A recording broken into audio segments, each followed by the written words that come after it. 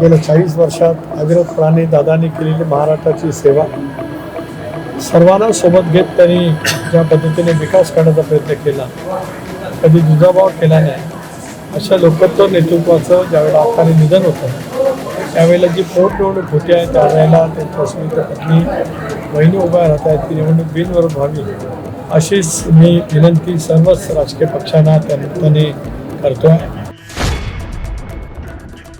यंत्रणा तपास करतायत, मात्र एक छोटीशी गोष्ट संपूर्ण महाराष्ट्राला बघायची की दादांना शेवटचं बघायचं की विमानात दादा कोणत्या रस्त्याने गेले, त्याचं CCTV फुटेज. म्हणजे ही काही मोठी गोष्ट नाही की प्रत्येकाला कुठलंही CCTV फुटेज आज उपलब्ध होतं, ते किमान तुम्ही निकटवर्ती होता, तुम्हाला तर बघायला मिळाले का आणि सगळ्या महाराष्ट्राला कधी मिळेल? एक बाब अशी आहे की ज्या वेळेला तपास यंत्रणांकडे तपास असतो त्याला तपास यंत्रणा काय तपास करते हे काय कोणाला माहिती होण्याचं काही कारण नाही. याचं कारण शेवटी एक स्वायत्त तपास यंत्रणा त्या ठिकाणी आहे, CIDचा तपास आहे, CBIकडे तपास त्या ठिकाणी सोपवण्याच्या वतीमध्ये वहिनींच्या नेतृत्वाखाली आम्ही सगळेजण त्या ठिकाणी भेटलेलो होतो.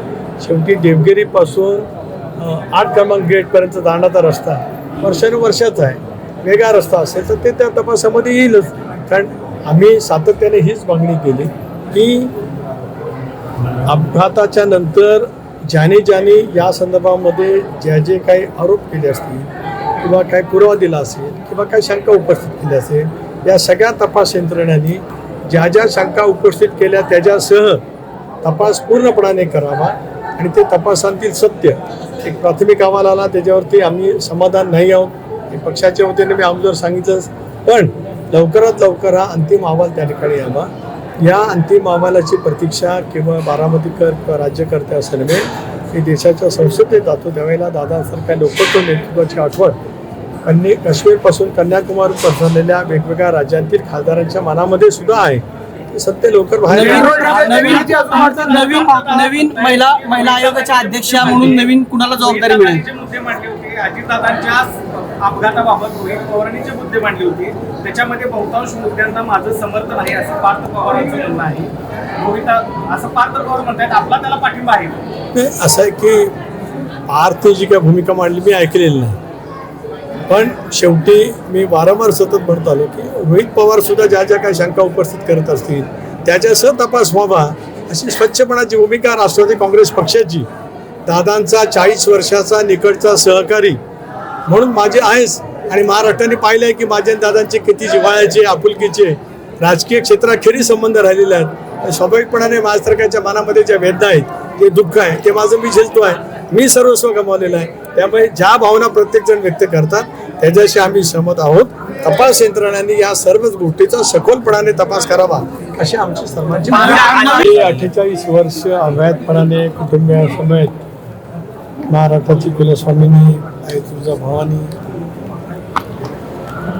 सगळे सर्वांचं आराध्य दैवत पांडुरंगाचं दर्शन, अक्कलकोटच्या स्वामींचं दर्शन असं सहकुटुंब गेली 48 वर्ष घेत आलो होतो. दरवर्षी आम्ही चैत्र महिन्यातच येत असतो, त्यामुळे आज पत्नीसह आलो. आई तुळजाभवानीच्या चरणी, पांडुरंगाच्या चरणी, स्वामींच्या चरणी हीच प्रार्थना केली की माझ्या राज्यातला देशातला बळीराजाला सुख सौख्य मिळो.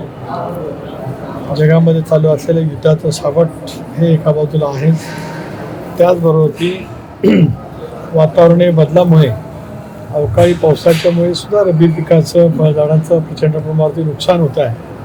अशा वेळेला बळीराजाला सुख सौख्य लाभावं हीच प्रार्थना त्यानिमित्ताने केली. त्याचबरोबर ती महाराष्ट्राचे नेते, राष्ट्रवादी काँग्रेस पक्षाचे राष्ट्रीय अध्यक्ष दादा यांच्या निधनाच्या नंतर जी काही पोटनिवडणूक होती आहे इथूनच मी बारामतीला जाणार आहे आणि आमच्या राष्ट्रीय अध्यक्ष मुख्यमंत्री सुमित्राबाईंचा अर्ज त्या ठिकाणी आम्ही दाखल करणार आहोत. अशा वेळेला गेल्या 40 वर्षात अविरतपणाने दादांनी केलेली महाराष्ट्राची सेवा, सर्वांना सोबत घेत त्यांनी ज्या पद्धतीने विकास करण्याचा प्रयत्न केला, कधी दुजाभाव केला नाही, अशा लोकत्व नेतृत्वाचं ज्यावेळेला अकाली निधन होतं त्यावेळेला जी पोटनिवडणूक होती आहे त्यावेळेला त्यांच्या सुविधा पत्नी बहिणी उभ्या राहत आहेत, ती निवडणूक बिनविरोध व्हावी अशीच मी विनंती सर्वच राजकीय पक्षांना त्या निमित्ताने करतो आहे. प्रामुख्याने महायुतीतील महत्त्वाचे घटक म्हणजे भारतीय जनता पक्ष, मुख्यमंत्री देवेंद्रजी, शिवसेना उपमुख्यमंत्री एकनाथराव शिंदे यांचं महायुतीम्हणून पाठबळ आहेच, सदिच्छा आहे. पण त्याचवरती ही जागा महाविकास आघाडीची, त्याच्यामध्येच आदरणीय साहेबांच्या राष्ट्रवादी काँग्रेस पक्षाची. त्यामुळे सुप्रियाताईंनी उमेदवार देणार नाही असं अगोदर घोषित केलं. त्याबद्दल मी सुप्रियाताईंची, खासदार सुप्रियाताईंचे आभार मानतो. पुन्हा एकदा या पांडुरंगाच्या परिसरामध्येच असताना मानतो. आदरणीय सध्या साहेबांचे सुद्धा आभार मानतो. त्याचबरोबर उद्धवजींच्या जवळ सुद्धा संपर्क झाला, त्यांच्याही शुभेच्छा आहेत. काँग्रेस पक्ष उमेदवार उभा करणार अशी चर्चा आहे. थेटपणाने काही कोण बोललं अशातला का भाग नाही. मी प्रफुल्लभाई आम्ही दोघेही राष्ट्रीय अध्यक्ष खरगे साहेबांजवळ संपर्क करण्याचा प्रयत्न करतो. ते केरळला प्रचारामध्ये व्यस्त आहेत.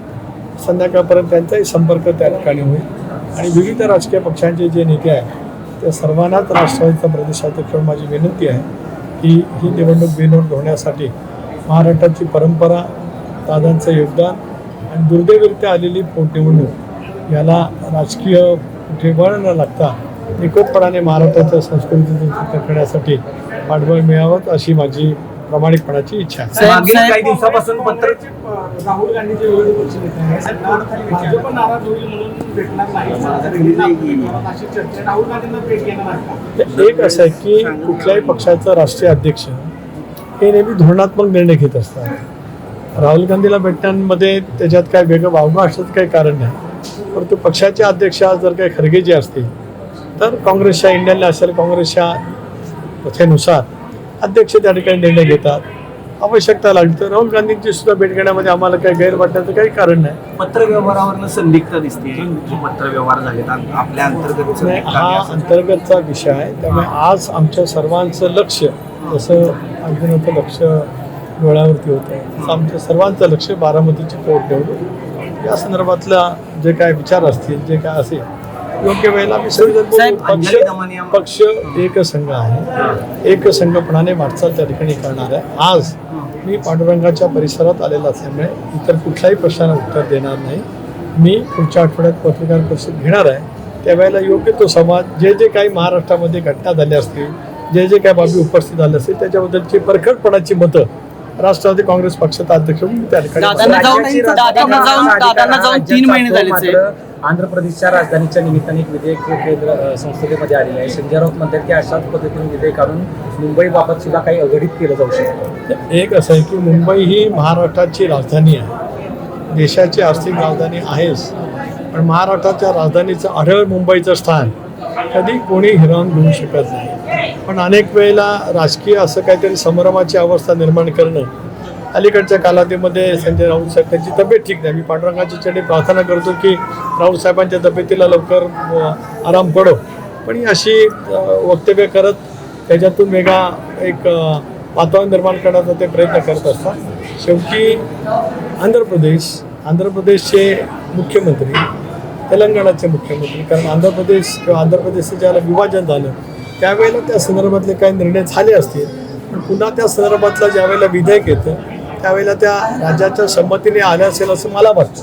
मी काय ते विधेयक वाचलेलं नाही, कारण आता 16, 17, 18 जे संसदेचं विशेष अधिवेशन होणार आहे. देशाचे कणखर गृहमंत्री अमित भाईंनी एनडीची बैठक बोलवली होती. त्यावेळेला त्यांनी महिला विधेयकाच्या वतीमध्ये ते विशेष अधिवेशन बोलवलं जाणार अशी माहिती एनडीच्या बैठकीमध्ये दिली. मी लोकसभेचा पक्षाचा नेता असल्यामुळे त्या बैठकीला उपस्थित होतो. आपल्याला माहिती आहे की राज्यात 48 लोकसभेच्या जागा आहेत, त्या 72 होणार आहे, 1.5 वाढणार आहे. 288 जागा आहेत, त्याच्यात 144 जागांची अधिक भर पडेल, म्हणजे 432 जागा विधानसभेच्या होतील. त्यावेळेला नेमका महिला आरक्षण कसं असेल या संदर्भातलं विस्तृत चर्चा करण्यासाठी ते अधिवेशन आहे. आता आपण सांगताय ते मला आता या घडीला माहीत नाही, पण जरूर त्यावेळेला माहिती काढून केंद्राचे अधिकार काय आहेत, राज्याचे अधिकार काय आहेत. डॉक्टर बाबासाहेब आंबेडकरांनी ज्यावेळेला संसदीय लोकशाही प्रणाली व्यवस्था दिली, संघराज्याची कल्पना दिली, त्यावेळेला केंद्राचे अधिकार, राज्याचे अधिकार आणि केंद्र आणि राज्य यांचे संयुक्त अधिकार हे बाबासाहेबांनी घटनेमध्ये लिहिलेलं असल्यामुळे त्या घटनेच्या अनुसरूनच भारत सरकार निर्णय घेतला.